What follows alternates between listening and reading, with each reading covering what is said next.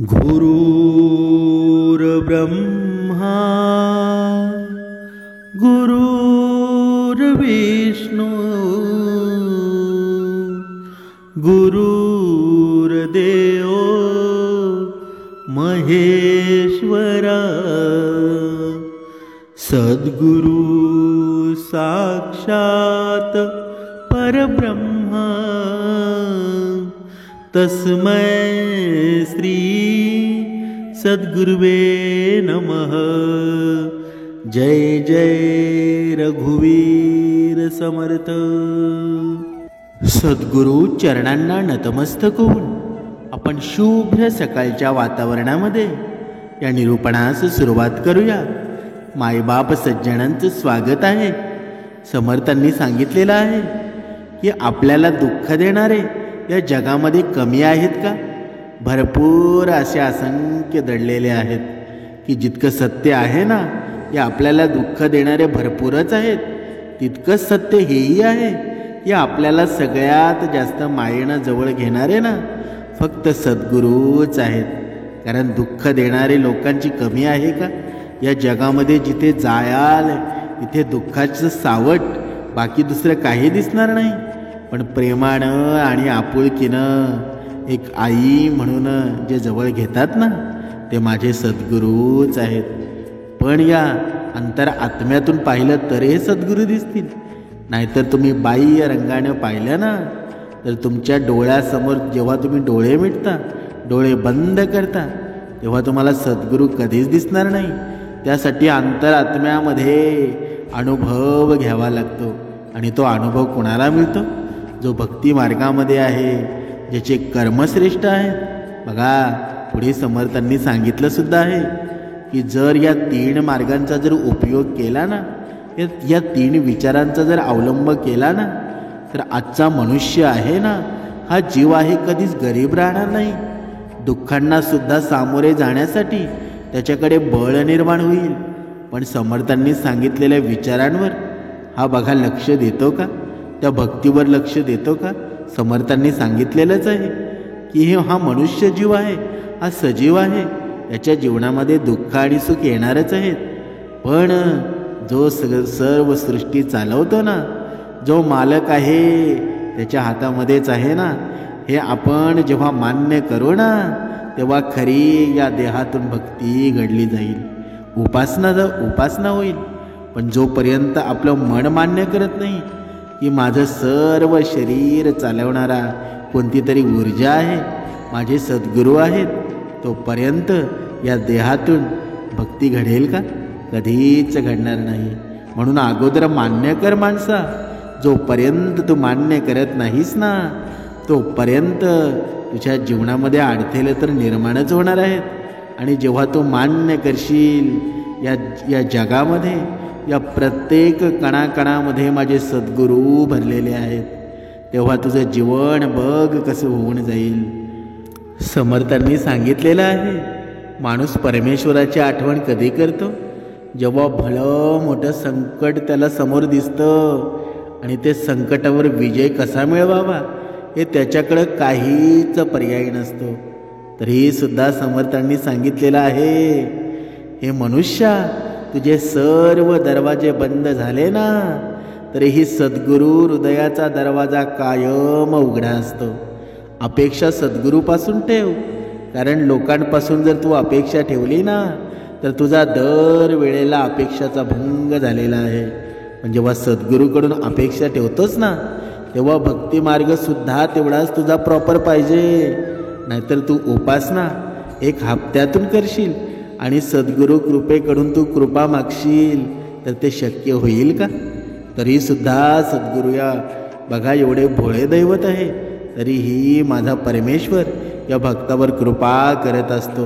बघ, तू कधीतरी उपासना करतोस, कधीतरी श्रवण करतोस, तरीही सुद्धा तुझ्या प्रश्नाचं उत्तर आणि तुझ्यावर आलेलं संकट, त्याच्यावर नियमितपणे उपचार सद्गुरू करत असतात। पण जर तू विचार कर की तू जर रोज उपासना केलीस, तू रोज श्रवण केलंस, तर तुझ्या जीवनात येणारे संकट बघा किती मोकळे होऊन जातील। म्हणून विचार करायला हवा। अडचणीत असाल ना, तर सद्गुरू तारणार आहेत. एकटे असाल ना तर सद्गुरू सांभाळून घेतील. जर तुम्हाला मार्ग सापडत नसेल ना तर ते सुद्धा दाखवतील. तुमचे अश्रू थांबत नसतील ते सुद्धा पुसतील.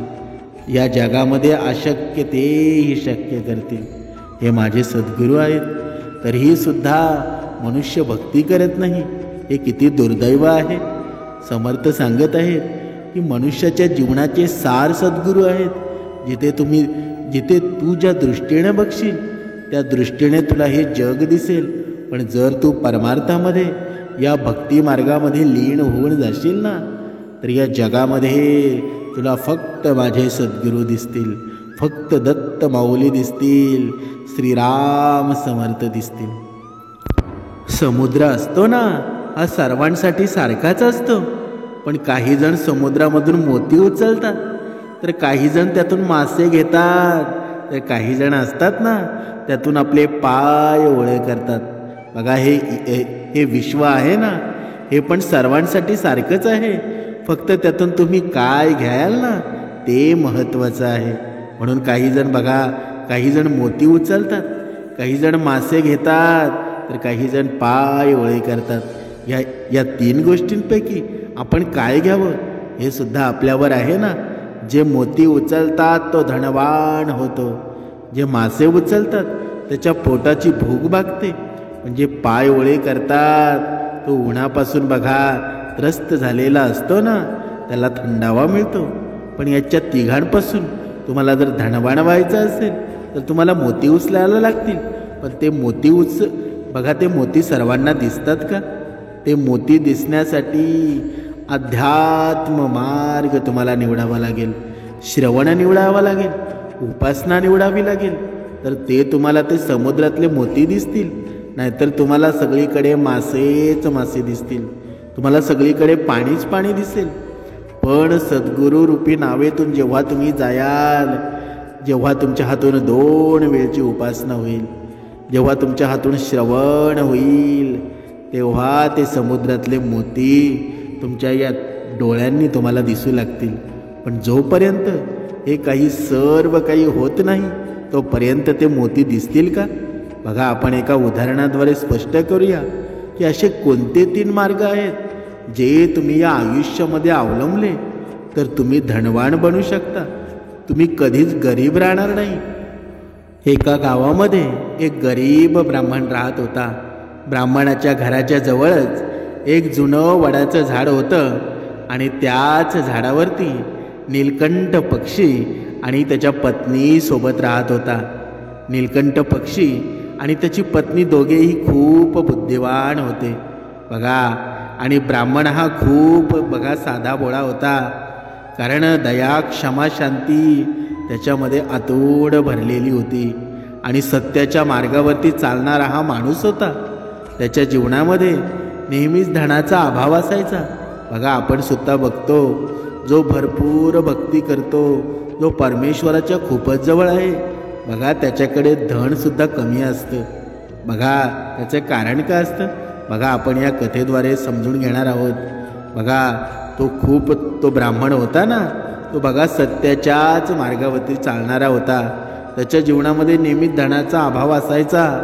कारण सत्तेच्या मार्गावरती चालत असल्यामुळं त्याला चुकीच्या पद्धतीनं एकही पैसा कमवलेला आवडत नव्हता. मग जीवनात कितीही दुःख आलं तरीही सत्याचा मार्ग त्याने कधीच सोडला नव्हता. बघा ब्राह्मण गरिबीत आपलं आयुष्य पूर्ण काढत होता आणि तो आपल्या कुटुंबाचा उदरनिर्वाह व्यवस्थित करू शकत नव्हता. पण ब्राह्मण नीलकंठाच्या या जोडप्याची खूप काळजी घेत होता. त्यांना खाण्यासाठी त्यांना वेळेवरती भोजन देत असे आणि पिण्यासाठी वेळेवर पाणीसुद्धा ठेवत असे. त्या ब्राह्मणाच्या मनामध्ये पक्ष्यांप्रती खूप दया होती. आणि झाडांवरती राहत असलेला हा नीलकंठ आणि त्याची पत्नी त्या ब्राह्मणावरती सुद्धा खूपच खुश राहत होता. कारण त्यांना स्वतःसाठी भोजन शोधण्यासाठी कुठे जावं लागत नव्हतं. तो ब्राह्मण त्यांच्यासाठी जेवण त्यांच्या घरट्यातच ठेवत होता. एके दिवशी नीलकंठ आपल्या पत्नीला म्हणाला, हा ब्राह्मण मनाने किती चांगला आहे, आपली किती सेवा करतो. कारण आपण याचे तर कोणीच नाही, तरीही सुद्धा आपली एवढी सेवा करतो. पण हा आवश्यकतेपेक्षा खूपच साधा भोळा आहे आणि त्याच्या याच भोळेपणामुळं त्याने स्वतःचा आत्मविश्वास हरवलेला आहे. बघा, कधी कधी परमार्थामध्ये माणूस एवढा गुंतून जातो ना. बघा, कधी कधी आपण माऊली बघतो का, कधी कधी असतात, कधी कधी अशी माणसं भेटतात की परमार्थाशिवाय त्यांच्या या वैखरीमध्ये हरिनामाशिवाय दुसरं कोणतंही नाम नसतं. एवढे त्या परमार्थामध्ये गुंग झालेले असतात. आणि मग आपण त्यांना वेडे म्हणतो, आपण त्यांना म्हणतो हा असाच आहे, याला काही कळत नाही, याच्या मुळाबाळांवर याचं लक्ष नाही, याला काय देव पोचणार आहे का. बघा, आपल्या आयुष्यामध्ये अशी काही माणसं असतात, ती आपल्याला भेटत असतात. आणि अशाच पद्धतीनं हा जो भोळा ब्राह्मण होता, हा जो भोळा माणूस होता, बघा, त्याचा पूर्णपणे आत्मविश्वास होता ना, तो पूर्णपणे हरवलेला होता. तो आपल्या कुटुंबांचा उदरनिर्वाह व्यवस्थित करू शकत नव्हता. बघा, आणि याच्या आयुष्यामध्ये खूपच कष्ट आहेत. तेव्हा नीलकंठाची पत्नी म्हणते, या जगात चांगलं कष्ट खूपच दुःख असतं, आणि ज्याच्यावरती दुःख येतं ना, त्याचं जगणं अवघड होऊन जातं. पहिलं दुःख हे आहे की पत्नीचा वियोग, आणि दुसरं दुःख आहे आपल्याच लोकांनी केलेला अपमान, आणि तिसरं दुःख आहे राहिलेल्या कर्जाला फेडू न शकणं. चौथं दुःख आहे दुष्ट राजाची सेवा करणं. पाचवं दुःख आहे दुष्ट पुरुषांची मैत्री करणं. बघा, समर्थांनी हे सुद्धा सांगितलेलं आहे की जे दुष्ट असतात ना, बघा, आपल्या मैत्रीवर सुद्धा खूप, आपल्या संगतीवर सुद्धा खूप अवलंबून असतं. जर आपल्याला संतांची संगत असेल तर आपल्या जीवनामध्ये दुःख सुद्धा येणार नाही. पण जर आपल्याला आपल्यासोबत जर दुष्टाची बघा प्रवृत्ती असेल, अवगुण माणसाची मैत्री असेल, तर तुमच्या जीवनामध्ये दुःख असतं ना, ते वारंवार येत असतं. बघा, सहावं दुःख आहे गरिबीत आपलं जीवन जगणं. या दुःखामुळं मनुष्याचे शरीर असतं ना, अग्नीशिवाय जळत असतं. अग्नीची त्याला गरज नसते, पण ब्राह्मणाला अत्यंत दुःखात आणि हे चिंतेत पाहून एके दिवशी नीलकंठ आणि त्याची पत्नी दोघंही विचार करतात, आपल्याला या ब्राह्मणाची काहीही करून मदत करायला हवी.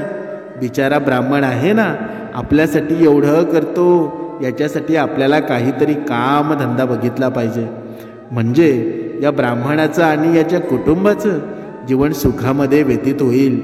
रात्रभर दोघांनी विचार केला आणि दुसऱ्या दिवशी नीलकंठ आणि त्याची पत्नी ब्राह्मणाला म्हणाले, हे ब्राह्मण देवता, तुम्ही राजाकडे जा आणि राजाला म्हणा मला कामावरती ठेवा, आणि जी काही समस्या कोणी सोडवू शकत नाही ना, ती समस्या मी सोडवीन.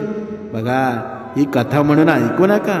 या कथेमध्ये जे सार आहे ना, आपण जे पाहत आहोत की गरिबी तुमच्या जीवनामध्ये कधीच राहणार नाही.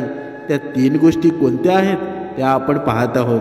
बघा, तो नीलकंठ पक्षी त्या माणसाला म्हणाला की तुम्ही राजाकडे जा आणि तुम्ही त्यांना सांगा की तुमच्या मी सर्व समस्या सोडवीन.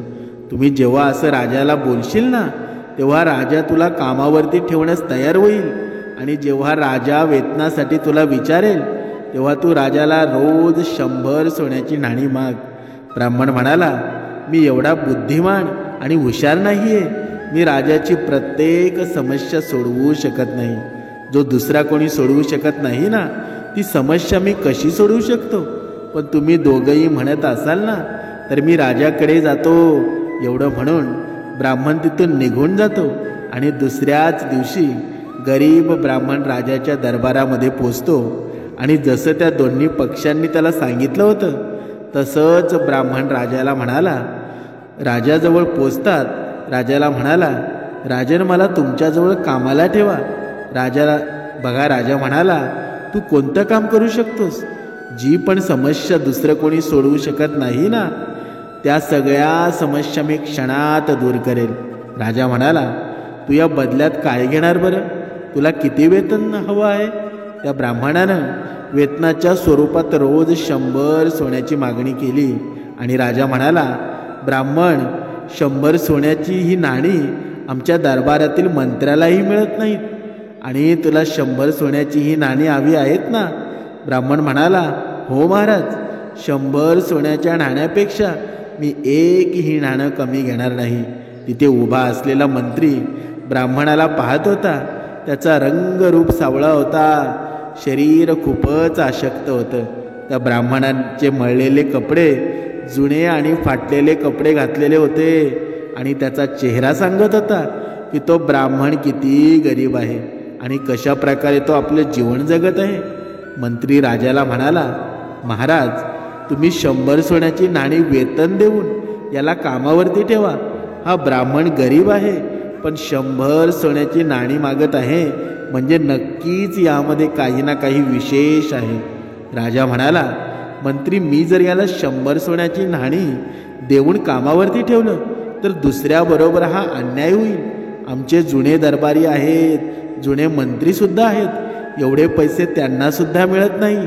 मंत्री म्हणाला, महाराज, हा ब्राह्मण 100 सोन्याच्या नाण्यासाठी हट्ट करत आहे ना, म्हणजे यामध्ये काहीतरी विशेष गुण लपलेला आहे. याचा चेहरा पाहून तुम्ही कोणताही निर्णय घेऊ नका. मंत्र्यांच्या आग्रहावरून राजाने त्या ब्राह्मणाला आपल्या इथे कामावरती ठेवण्यास तयार झाला आणि राजा म्हणाला, ठीक आहे, तू आजपासून आमच्या इथे कामावरती राहा आणि मी तुला या बदल्यामध्ये 100 सोन्याची नाणी देत जाईल. संध्याकाळी राजाने त्या ब्राह्मणाला 100 सोन्याची नाणी दिली आणि ब्राह्मण 100 सोन्याची नाणी घेऊन आपल्या घरी आला. त्याने ती सोन्याची नाणी आपल्या पत्नीला दिली. त्याच्या पत्नीनं आज पहिल्यांदा एवढं धन पाहिलं होतं. पत्नी म्हणाली, तुम्ही एवढी सोन्याची नाणी कुठून घेऊन आलात? ब्राह्मण म्हणाला, घाबरू नकोस, ही सोन्याची नाणी मी कुठून चोरून आणलेली नाहीत. मी नीलकंठ आणि त्याची पत्नी या 2 पक्षांच्या सांगण्यावरून राजाच्या दरबारामध्ये गेलो होतो आणि राजाला 100 सोन्याची नाणी वेतन म्हणून मागितली होती. मी राजाला म्हणालो, जी समस्या कोणी सोडवू शकत नाही ती समस्या मी सोडवीन. म्हणून राजाने मला 100 सोन्याची नाणी देऊन कामावरती ठेवलं आहे. पण राजाने मला कामावरती ठेवलं तर आहे, पण जर असं कोणतं काम आलं ना तर त्याला मी काय सांगू, कसं सोडवू? तेव्हा तिथे असलेला नीलकंठ हसत म्हणाला, ब्राह्मण देवता, तुम्ही घाबरू नका. देणारा तर ईश्वरच आहे ना. त्याने दिला आहे ना, तर मार्गही तोच दाखवेल. आज ब्राह्मण नीलकंठ आणि त्याच्या पत्नीवरती खूपच खुश होता. आता ब्राह्मणाला राजाच्या दरबारामध्ये रोज 100 सोन्याची नाणी मिळू लागली होती आणि ब्राह्मण ती नाणी घेऊन आपल्या पत्नीला देत होता. ब्राह्मणाच्या पत्नीनं पहिल्यांदा त्या नाण्यांपासून आपल्या रोजच्या ज्या गरजा होत्या ना त्या सगळ्या पूर्ण करत होत्या आणि राहिलेल्या पैशाचं काय करायचं म्हणून ब्राह्मणाच्या पत्नीनं नीलकंठ आणि त्याच्या पत्नीला विचारलं की या राहिलेल्या पैशांचं काय करायचं, काय हवं यावरती तुमचा अधिकार आहे. ते दोन्ही पक्षी म्हणाले, या पैशाचा गरिबाच्या कल्याणासाठी उपयोग करायला हवा. या पैशाचा उपकारासाठी वापर करा. ब्राह्मण गरिबांना जेवण खायला देऊ लागला. जंगलामध्ये राहणाऱ्या पशुपक्ष्यांसाठी पाण्याची व्यवस्था करू लागला. गरीब मुलांसाठी शाळा बांधली. अशा प्रकारे ब्राह्मणाने या नीलकंठ आणि त्याच्या पत्नीने नगरामधल्या प्रत्येक असहाय्य माणसाची मदत केली. दुसरीकडे राजमहालामध्ये ब्राह्मणाला पाहून जे दुसरे दरबारी होते ना ते सगळे त्याचा द्वेष करू लागले. दुसरे दरबारी नेहमीच विचार करत होते की मंत्र्याच्या मूर्खपणामुळे हा ब्राह्मण रोज सोन्याची 100 नाणी घेऊन जातो आणि राजाने अजून याच्याकडून 100 सोन्याच्या नाण्याचं कामही करून घेतलं नाही. आता एके दिवशी त्या ब्राह्मणाच्या परीक्षेचा दिवस आला आणि राजाच्या दरबारामध्ये एका देशाचा दूत आला होता आणि तो म्हणाला, महाराज, जर तुम्ही आमच्या 2 प्रश्नांची योग्य उत्तरं दिली ना तर आमचे महाराज त्यांचं अर्ध राज्य देतील, नाहीतर तुम्हाला तुमचं अर्ध राज्य आमच्या महाराजांना द्यावं लागेल. आणि जर तुम्ही त्यांचा हा प्रस्ताव मान्य केला नाही तर ते तुमच्या राज्यावरती आक्रमण करणार आहेत. बघा, त्या राजाचं सैन्यसुद्धा बलाढ्य होतं. बघा, या राजाने विचार केला त्या दूताचं बोलणं ऐकून राजा चिंतेमध्ये पडला आणि राजा विचार करू लागला की दुसऱ्या राज्याचा राजाचा प्रस्ताव स्वीकारला नाही तर व्यर्थ रक्तपात होऊन जाईल, लढाई होईल असा विचार करून राजा त्या दूताला म्हणाला, तू तुझ्या राजाचे दोन्ही प्रश्न आम्हाला सांग. एवढं म्हणताच त्या दूताने एक पालखी मागवली आणि त्या पालखीमधल्या 3 मूर्त्या काढल्या. बघा, त्या तिन्ही मूर्ती दिसायला एकसारख्या होत्या. दूत म्हणाला, महाराज, आमच्या महाराजांचा पहिला प्रश्न आहे, या तिन्ही मूर्तीमधील सर्वात श्रेष्ठ मूर्ती कोणती आहे? हे ऐकून राजा आणि राजाच्या दरबारातील सगळी लोक खूप विचारात पडले. दिसायला तर त्या तिन्ही मूर्त्या सारख्याच होत्या, सारख्याच दिसत होत्या. मग या तिन्ही मूर्तीमध्ये कोणती मूर्ती श्रेष्ठ आहे हे कसं माहीत होईल?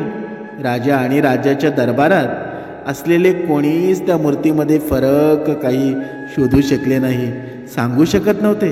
तेव्हा अचानक मंत्र्यांना आठवलं की आपण एका ब्राह्मणाला 100 सोन्याची नाणी वेतन देऊन कामावरती ठेवला आहे. तो म्हणाला होता, जर कोणत्याही प्रश्नाचं उत्तर मिळालं नाही ना तर ते मी देईल. त्याने लगेच त्या ब्राह्मणाला बोलावलं. त्याला तिन्ही मूर्तीमधला फरक ओळखून श्रेष्ठ मूर्ती कोणती आहे हे सिद्ध करायला सांगितलं. बिचारा साधाभोळा ब्राह्मण मूर्ती पाहून आश्चर्यचकित झाला आणि या तिन्ही मूर्तीमधला अंतर कसं माहीत होईल, आणि जर सांगितलं नाही तर राजाची नोकरी जाईल. बघा, दरबारामध्ये असलेले लोक विचार करू लागले होते, आता या ब्राह्मणाचा खेळ संपला आहे. खूप वेळ विचार केला आणि मूर्तींना निरखून पाहिलं, तरीही त्याच्या ब्राह्मणाला काहीच समजलं नाही. तेव्हा ब्राह्मण राजाला म्हणाला, महाराज, या मूर्त्यांना एकांत ठिकाणी ठेवा, तोपर्यंत मी घरी जाऊन येतो. मी परत आल्यानंतर कोणती मूर्ती श्रेष्ठ आहे ते मी तुम्हाला नक्कीच सांगेन. असं म्हणून तो ब्राह्मण आपल्या घरी निघून जातो आणि ब्राह्मण सरळ आपल्या घरी पोचतो आणि सगळी हकीकत नीलकंठ आणि त्याच्या पत्नीला सांगतो. नीलकंठ पक्षी म्हणतो, ब्राह्मण देवता, तिन्हीही मूर्ती दिसायला एकसारखे आहेत, मग त्यांच्यात जो फरक आहे तो त्यांच्या आतमध्ये असणार. तू एक काम कर, एक पातळ तार घे आणि त्या मूर्तीच्या कानामध्ये घाल. ती तार कानामध्ये घातल्यानंतर कुठून बाहेर येते हे तू मला परत येऊन सांग. तेव्हा मी तुला सांगेल की त्या मूर्तीत कोणती मूर्ती श्रेष्ठ आहे. बघा, लक्ष देऊन ऐका, मन देऊन ऐका. हे सार आहे ना, तुमच्या जीवनामध्ये खूप उपयोगी पडणार आहे. तेव्हा तो ब्राह्मण पटकन राजमहालामध्ये जातो आणि मूर्तीच्या जवळ जाऊन एक पातळ तार त्याच्या कानामध्ये घालून पाहिलं. पहिल्या मूर्तीच्या कानामध्ये जेव्हा त्याने ती तार घातली, ती तार दुसऱ्या कानामधून बाहेर आली.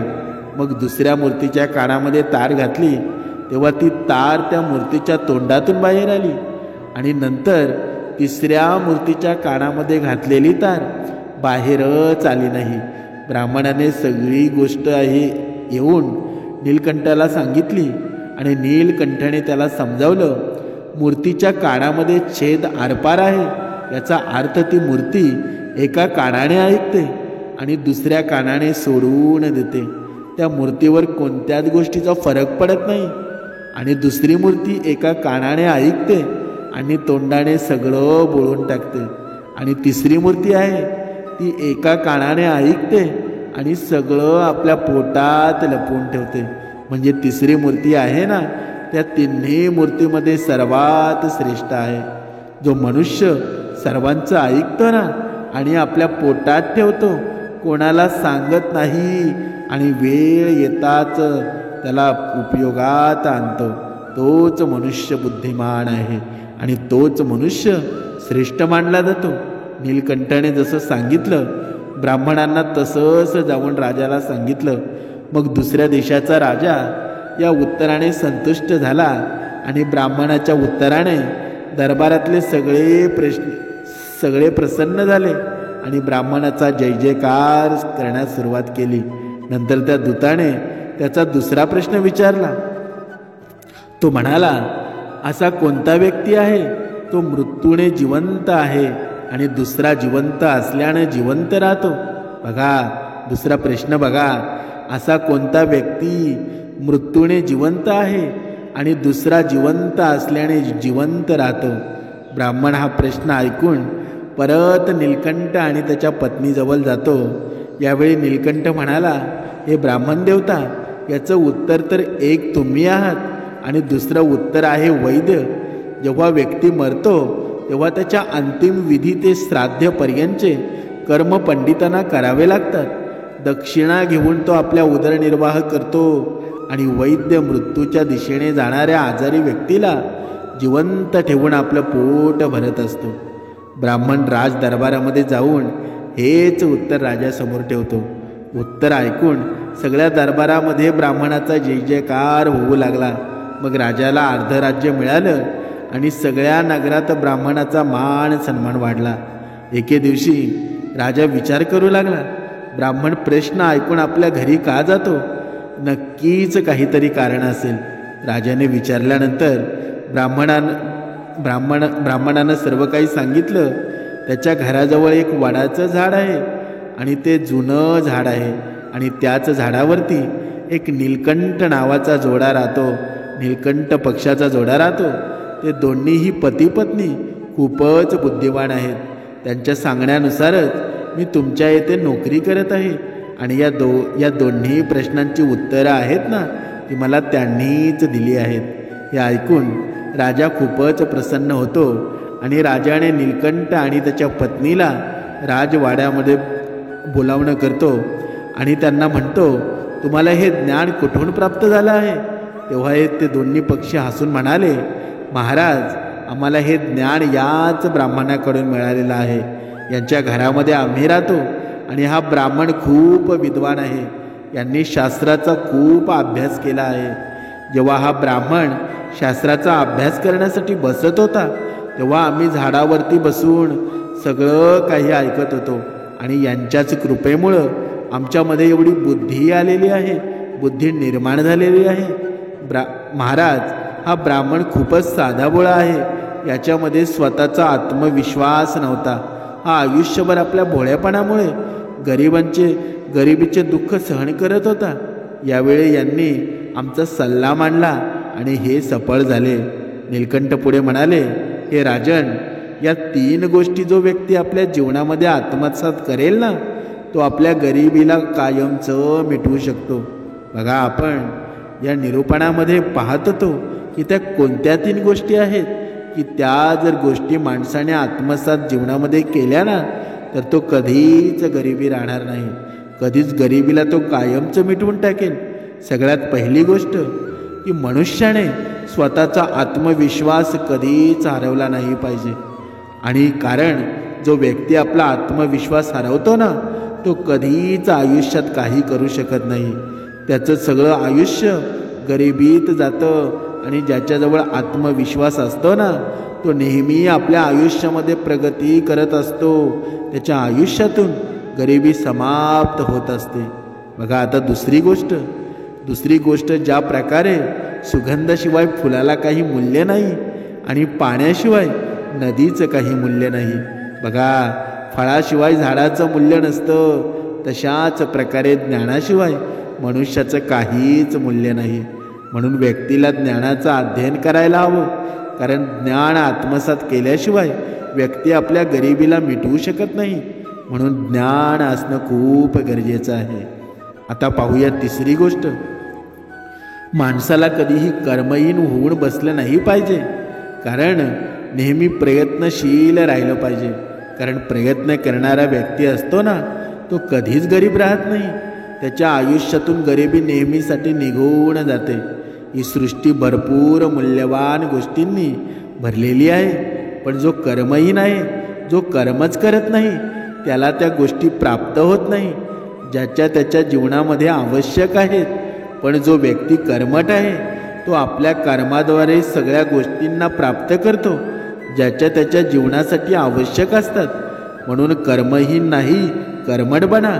नीलकंठचं हे बोलणं ऐकून राजा म्हणाला, हे पक्षी, मला तुमच्यावरती खूप अभिमान आहे. तुम्ही एका असह्य ब्राह्मणाचा मान वाढवला आहे. त्याचबरोबर या राज्याचं नावही रोशन केलं आहे. तुम्हाला काय हवं आहे ना, ते माझ्याकडून मागू शकता. तेव्हा नीलकंठ म्हणाला, महाराज मला वाटतंय की आपल्या नगरातील सगळ्या जीव जंतूंचं जीवन पूर्णपणे सुखमय करा. कोणत्याही पशुपक्षी किंवा जनावराचं भूक आणि तहानेनं आपलं प्राण गमवावं लागू नये अशी व्यवस्था करा. नीलकंठाची पत्नी म्हणाली, महाराज मला वाटतंय आपल्या राज्यात मुलांप्रमाणे मुलींना पण शिक्षणाचा अधिकार द्या. अधिकार प्राप्त झाला पाहिजे. कारण ज्या ठिकाणी नारी अज्ञानतेच्या अंधकारामध्ये भटकत असते ना, त्या ठिकाणी कधीच सुख आणि शांती राहू शकत नाही. नारी आपल्या मुलांची गुरु असते. जर ती शिक्षित होईल तर तिची येणारी संतान सुद्धा शिक्षित होईल.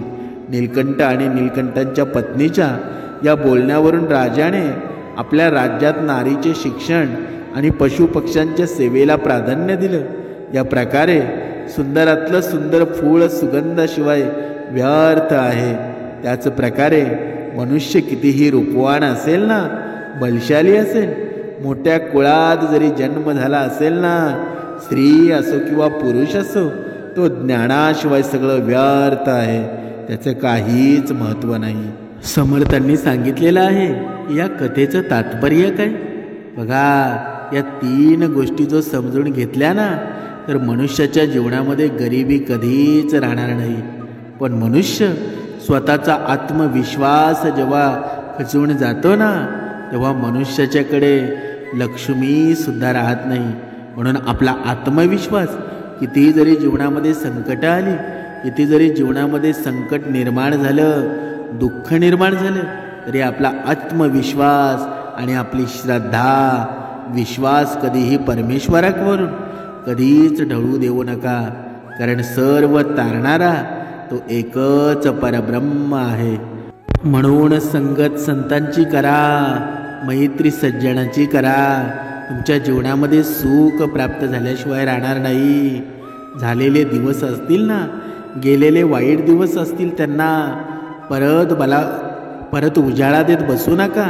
येणारा सुख काळ कसा येईल ना, त्याचा विचार करा. बघा, हे श्रवण करा, भक्ती मार्गामध्ये लीन व्हा. तुमच्या जीवनामध्ये भगवंत आहे. या हृदयामध्ये जेव्हा भगवंत जागृत आहे ना, तुमच्या हृदयामध्ये अगोदरच भगवंत आहे. पण तुम्ही राक्षस रूपी त्या अदृश्य रूपी स्वरूपाला तुम्ही बघा तुमच्या हृदयामध्ये ठेवलेला आहे.